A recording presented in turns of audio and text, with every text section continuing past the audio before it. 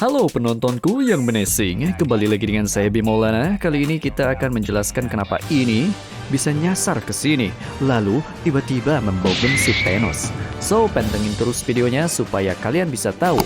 Jangan lupa untuk like dan subscribe. Serial JoJo Bizarre Adventure adalah serial cerita manga dan anime yang sudah terkenal di seluruh Zawarudo, khususnya di kalangan masyarakat pecinta anime action dan juga pergelutan antara dunia gaib. Saking terkenalnya, banyak dari kalangan mulai dari orang biasa yang jadi wibu, artis, bocil, pejabat, sampai YouTuber terkenal pun tahu soal JoJo Bizarre Adventure ini, terutamanya dari dunia belahan bagian barat. Setelah iseng-iseng browsing mengenai informasi-informasi penting tentang dunia perbizaran JoJo, saya terkejut setelah melihat hasil gambar yang satu ini. Ya, ini mirip banget sama Zawarudo, dan awalnya saya kira ini adalah standnya Dio Zawarudo. Demo, kore wa chigaun desu. Ini adalah Hulk yang lagi pakai armor. Betapa mengejutkan sekali teman-teman ya. Nah, setelah dikaji lebih jauh lagi, asal-usul panel komik ini berasal dari salah satu serial franchise komik Marvel yang berjudul Uncanny X-Men. Franchise ini disebut sebagai franchise yang terlama berjalan dalam seri X-Men sejak 1963 dan menceritakan tentang dunia yang terbagi atas dua ras, yakni manusia dan mutant yang punya kekuatan super sejak lahir. Karena saya gak punya komiknya dan kalau beli pun harus ke online shop luar dan tentunya tidak ada gratis ongkir ya. Jadi apa daya, saya cerita aja setahunya dari internet. Dalam kemunculan sosok ini di Uncanny X-Men 1998 volume 1 starring The Incredible Hulk, diceritakan bahwa Hulk dan seorang mutant bernama Ned Grey sedang bertarung melawan Thanos. For your information, Ned ini adalah mutant terkuat dan merupakan mutant level Omega dengan kekuatan yang sama dengan Saiki Kusuo. Biar simpel jelasinnya. Dan Ned di sini diceritakan sedang terpojok mau dikremes sama Thanos yang memiliki tubuh raksasa seukuran gunung gede Pangrango.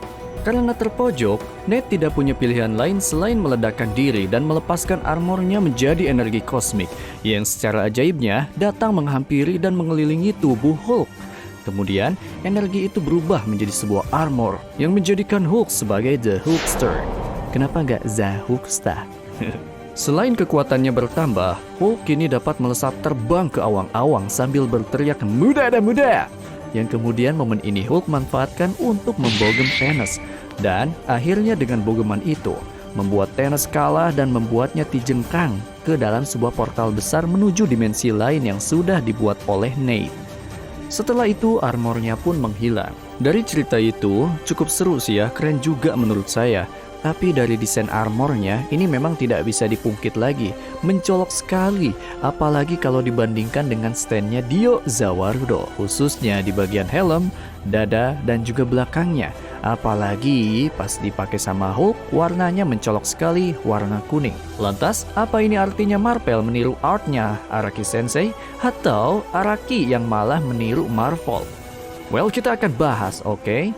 Untuk tahun rilisnya sendiri, komik X-Men ini sudah ada sejak 1963. Sedangkan serial JoJo Starless Crusader mulai berjalan di tahun 1989 sampai tamatnya di tahun 1992. Oh no, apa jangan-jangan Araki Sensei meniru desain dari Marvel? Karena komik Marvel lebih awal rilisnya? Tunggu dulu guys, coba kalian ingat apa yang saya omongkan tadi. Untuk volume X-Men featuring Hulk ini hadir di tahun 1998. Berarti 6 tahun setelah serial Starless Crusader tamat. Jadi jelas ya, tapi tunggu lagi. Ada lagi nih, armor ini ya. Armor ini kan bukan milik Hulk, tapi milik Nate Grey. Berarti jauh sebelum chapter ini juga, Nate Grey udah pernah muncul di chapter-chapter yang sebelumnya. Berarti kita akan bahas kapan karakter Nate Grey ini Marvel ciptakan. Dari data yang saya dapat dari internet, karakter Nate Grey ini pertama kali muncul dalam franchise X-Men volume 1 nomor 1 di tahun 1995. Dan dalam beberapa kemunculannya di chapter berikutnya, dia terlihat memakai armor ini sambil berpose. Nah, jadi fix ya, kalau soal waktu siapa yang duluan rilis karakter ini, Araki Sensei lah pemenangnya. Tapi, kita gak tahu ya soal desain antara Zawardo sama armor Net Grey ini. Apa emang kebetulan, atau memang Marvel terinspirasi dari desain stand-nya Dio, Zawardo? Atau jangan-jangan orang yang desain net ini adalah seorang wibu yang terinspirasi abis baca manga Jojo. Kita gak tahu ya itu ya, jadi jangan asal ngomong, oke? Nah, buat teman-teman yang tahu lebih atau misalkan ingin ada tambahan, silahkan berkomentar. Apakah armor dari Net Grey ini termasuk Jojo reference atau bukan?